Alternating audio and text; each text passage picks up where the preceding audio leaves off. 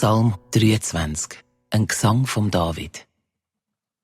Er ist mein Hirt, ich komme nicht zu kurz. Er lässt mich weiden im saftigen Gras und führt mich ans Wasser, wo ich trinken kann und wo ich ausruhen kann. Dort gibt er mir die Seele wieder zurück, dass ich den Weg wiederfinde hinter ihm drein. Er will mich ganz nah bei sich haben.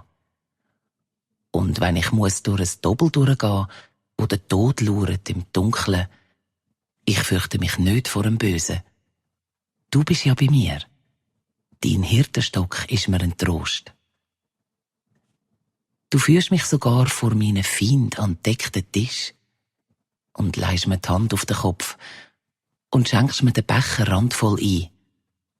Ja, Liebe und Güte tun mich begleiten, Tag aus und Tag ein, das ganze Leben.